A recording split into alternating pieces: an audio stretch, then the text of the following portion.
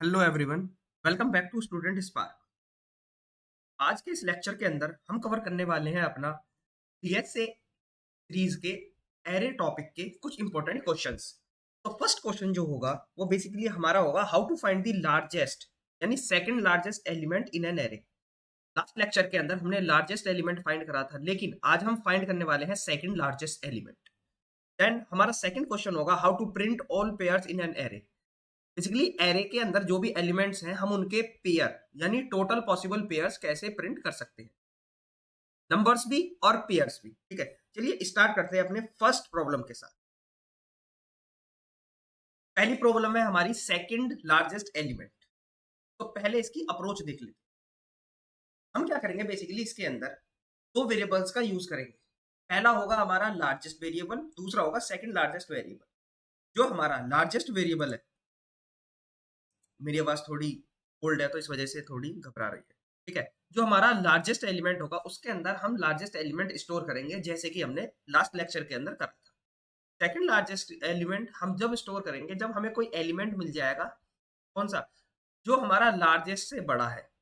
ठीक है, उसको हम किस में स्टोर करा देंगे, बेसिकली जो लार्जेस्ट एलिमेंट पहले स्टोर होगा उसको हम सेकंड लार्जेस्ट में करा देंगे। समझ नहीं आ रहा, कोई बात नहीं, अभी क्लियर हो जाएगा। देन अब स्टेप देखते हैं कैसे कैसे इसको हम सॉल्व करेंगे।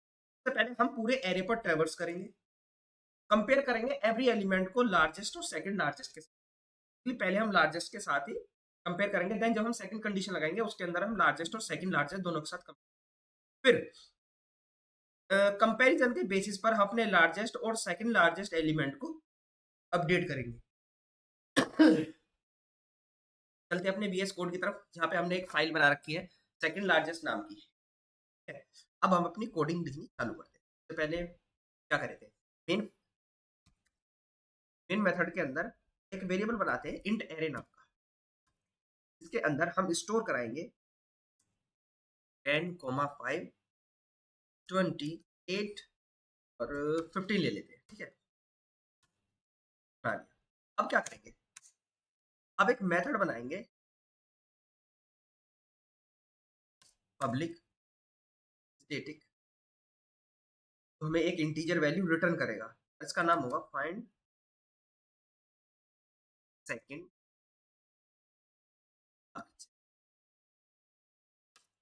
तो हमें क्या पास करने की जरूरत है, बेसिकली एरे की जरूरत है, क्योंकि उसके ऊपर ही हम वर्किंग करेंगे। तो हमें वर्क करना होगा वो इसी मतलब एरे के ऊपर ही वर्क करना है, इसमें से पैरामीटर्स एक एरे। अब क्या करेंगे, हमने देखा था सबसे पहले हमें दो वेरिएबल बनाना। एक हमने बनाना है इंट, इसके हम अंदर स्टोर कराएंगे integer dot minimum value. Minimum value क्या है, सबसे छोटी वैल्यू होती है जो हम स्टोर कराते हैं। एक होगा हमारा सेकंड लार्ज,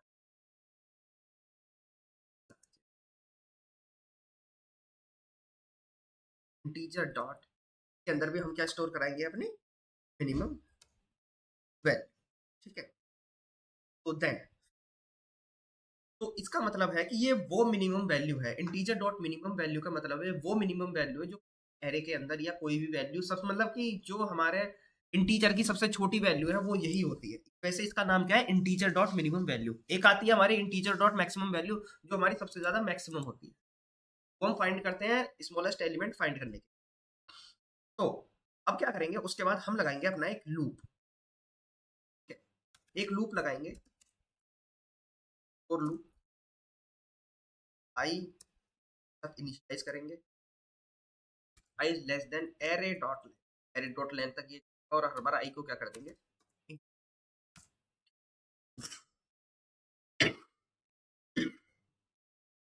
अब करना क्या है यहाँ पर, अब यहाँ पर हमें क्या करना है, एक कंडीशन लगानी है तो चेक करेगा क्या हमारी जो करंट एलिमेंट है वो लार्जेस्ट से बड़ा है या नहीं। If array of i greater then largest. ठीक है, अगर लार्जेस्ट से बड़ा है तो क्या कर दो, सबसे पहले सेकंड लार्जेस्ट एलिमेंट में स्टोर करा दो अपना लार्जेस्ट एलिमेंट। और फिर क्या करो, फिर अपने लार्जेस्ट को कर दो अपडेट। लार्जेस्ट के अंदर क्या स्टोर कराना है, बेसिकली एरे को। कितना हो गया, तीन स्टेप में कर लिया हमने। पहले क्या करा, तो वेरिएबल बनाए, फिर लूप लगाया, फिर उसके अंदर कंडीशन लिखी। कंडीशन लिखने के बाद अगर हमारा कोई भी एलिमेंट लार्जेस्ट से बड़ा है तो सबसे पहले हमें क्या करना है, यानी जो हमारी लार्जेस्ट के अंदर वैल्यू थी वो सेकंड लार्जेस्ट हो गई है, ठीक है। तो क्या करो, उसको पहले सेकंड लार्जेस्ट के अंदर स्टोर करा दो।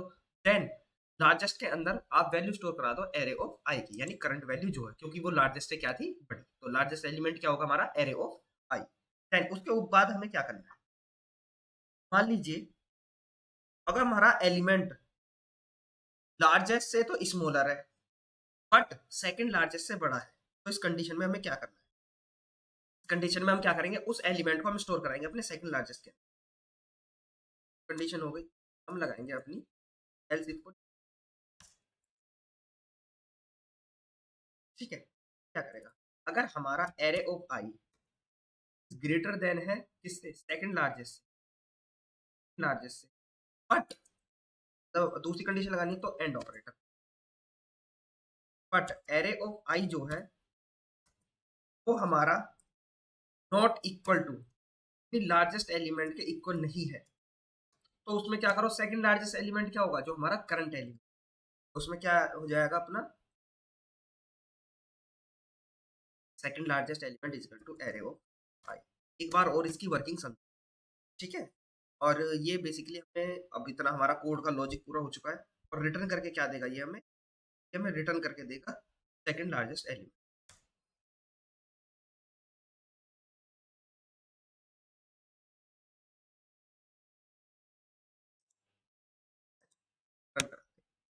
पहले रिजल्ट के अंदर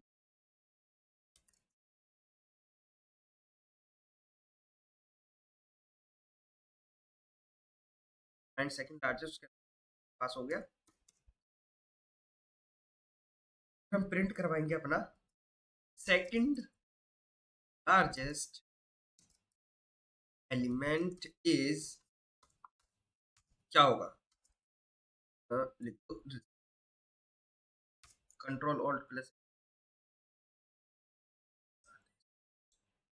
तो ये दे रहा है हमारा 50।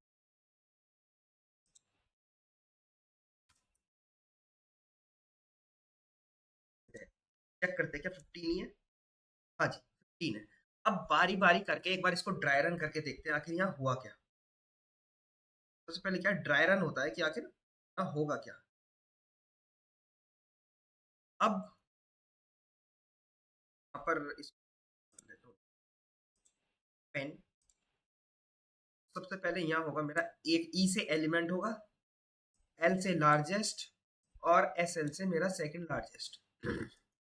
अब एरे क्या है, एरे में फर्स्ट वैल्यू है 10। तो जब पहला लूप चलेगा भाई, इसके अंदर क्या स्टोर है, सबसे पहले क्या स्टोर होगा, माइनस इन्फिनिटी, ठीक है, दोनों के अंदर। मैंने यहाँ माइनस इन्फिनिटी क्यों लिखा अभी बताता हूँ, कि मिनिमम वैल्यू क्या है, माइनस इन्फिनिटी।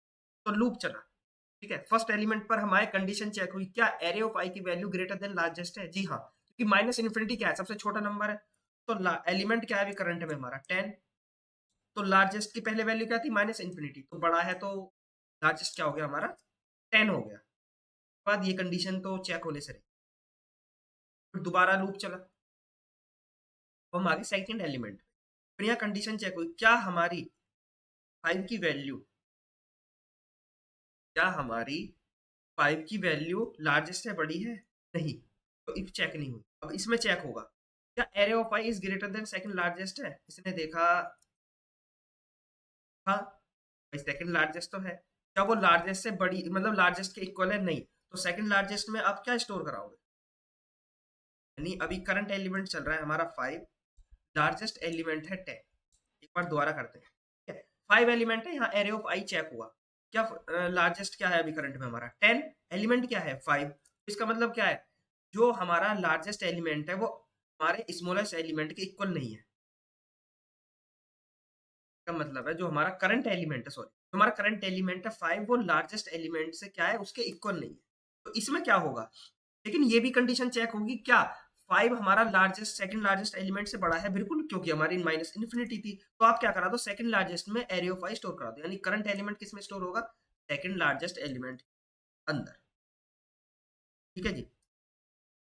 अब आते हैं, अब आ गए हम 20 पर, चेक हुई क्या एरे ऑफ आई क्या 20 लार्जेस्ट से बड़ा है, बिल्कुल, अभी करंट एलिमेंट क्या है 20, अब देखा लार्जेस्ट एलिमेंट क्या था हमारा 10। तो हमने देखा कि लार्जेस्ट एलिमेंट जो है बेसिकली वो छोटा है करंट एलिमेंट से, तो यहाँ क्या स्टोर होगा 20। ठीक है 20 स्टोर करा दिया।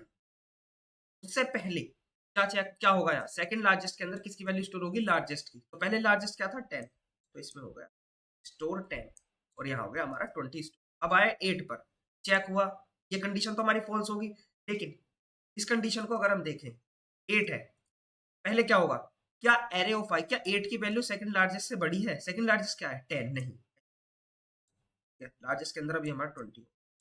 ठीक है क्या एरे ऑफ आई भाई एक फॉल्स हो गई, ये कब चलेगी जब दोनों कंडीशन हमारी ट्रू होगी। क्या लार्जेस्ट की वैल्यू एरे ऑफ आई के बराबर नहीं है, हाँ बिल्कुल, क्योंकि हमारी करंट एलिमेंट क्या है 8 और लार्जेस्ट क्या है 20। लेकिन ये चलेगा नहीं, क्यों, क्योंकि पहली कंडीशन फॉल्स हो गई, ये तब रन होगा जब दोनों कंडीशन ट्रू होंगी, इस वजह से हमने एंड ऑपरेटर का यूज किया। अब हमारे 15 की तरफ कंडीशन चेक हुई, लार्जेस्ट से बड़ी है क्या वैल्यू, नहीं, करंट एलिमेंट क्या है हमारा 50, लार्जेस्ट से बड़ी तो नहीं है। आप क्या करो एलसीफ के अंदर जाएगा हमारा कोड, इसने चेक किया क्या एरे ऑफ आई यानी 15 सेकंड लार्जेस्ट से बड़ी है, सेकंड लार्जेस्ट क्या थी हमारी, सेकंड लार्जेस्ट तो हमारी 10 ही रहेगी, ठीक है 10 थी, क्या 15 10 से बड़ा है, जी हाँ, तो पहली कंडीशन ट्रू हुई। अब चेक करना है क्या 15 लार्जेस्ट के इक्वल नहीं है, जी हाँ बिल्कुल, क्योंकि लार्जेस्ट हमारा क्या है 20 है अभी, तो उसमें आप क्या कराओ सेकंड लार्जेस्ट के अंदर स्टोर करा दो हमारा 15, तो अभी सेकंड लार्जेस्ट के अंदर क्या स्टोर है हमारा 15, तो रिटर्न क्या होगा सेकंड लार्जेस्ट, तो ऐसे प्रिंट क्या होगा, तो ये था हमारा सेकंड लार्जेस्ट एलिमेंट का। अगर आपको समझ में नहीं आया तो दोबारा से ड्राई रन को जरूर देखें, क्योंकि जब हम ड्राई रन करते हैं ना खुद से एक बार कोड को रन करा कर देखते हैं, तो हमें क्या है वो पता चलता है कि आखिर कैसे कैसे वर्किंग हुई, क्योंकि ड्राई रन के अंदर हम मैनुअली अपने हाथों से क्या है लिखते हैं, जैसे हमने यहाँ लिखा पहले एलिमेंट क्या था 10, सब में क्या स्मॉलेस्ट वैल्यू स्टोर थी, तो लार्जेस्ट एलिमेंट 10 हो गया, और सेकंड लार्जेस्ट के अंदर क्या स्टोर था हमारा माइनस इन्फिनिटी, लार्जेस्ट के अंदर माइनस इन्फिनिटी था, इसके अंदर क्या स्टोर हुआ, सेकंड एलिमेंट पे चेक करा एलिमेंट है 5, लार्जेस्ट से बड़ा है नहीं, इफ वाली हमारी क्या है स्किप हो गई।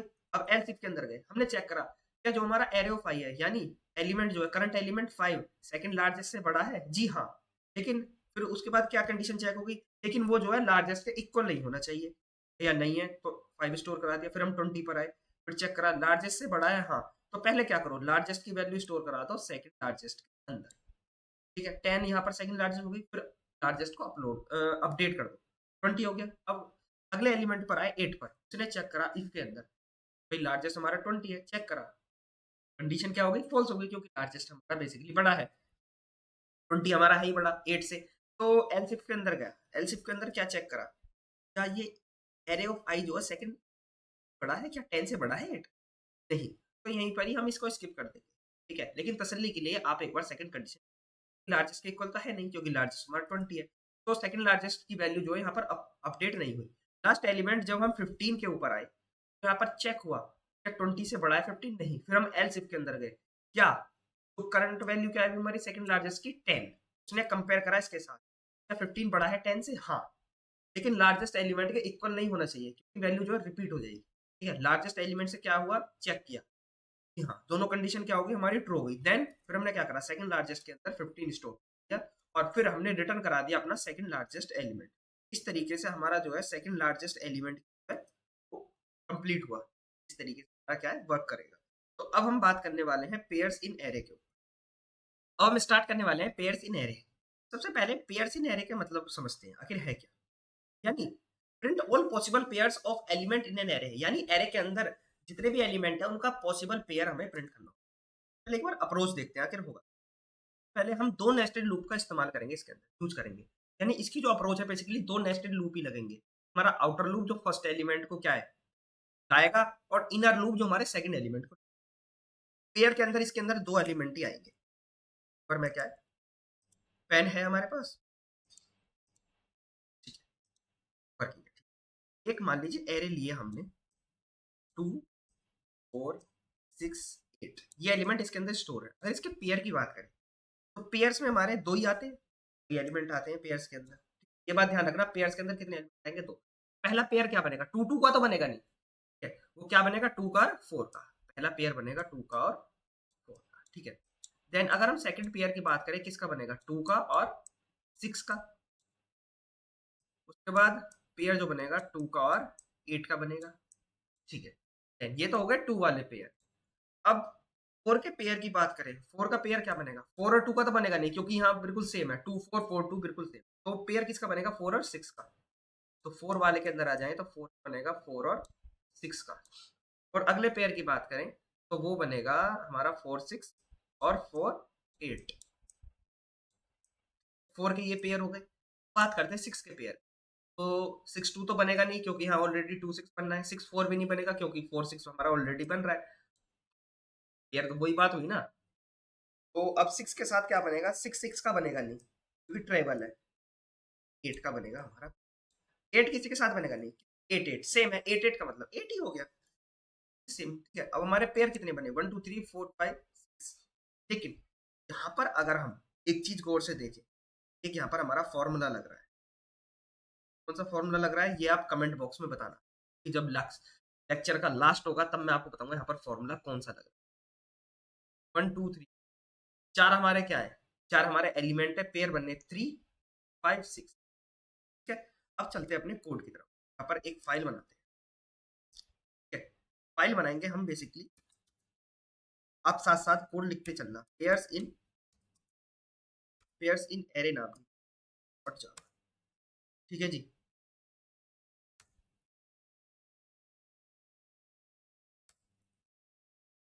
पब्लिक स्टैटिक वॉइड में अब क्या करेंगे, एक एरे बनाएंगे।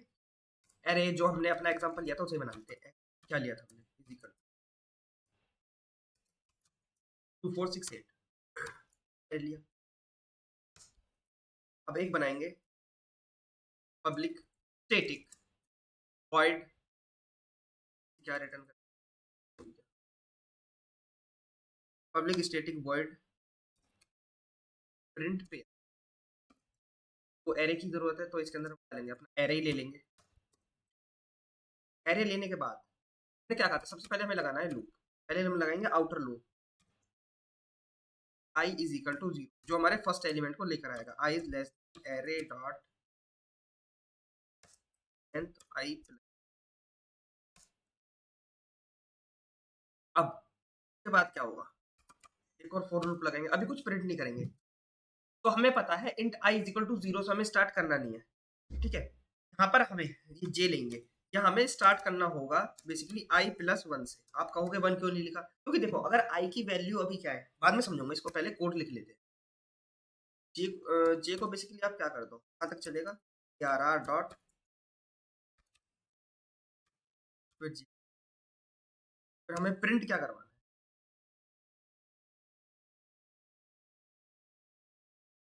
हम प्रिंट करवाएंगे अपना एरे ऑफ आई।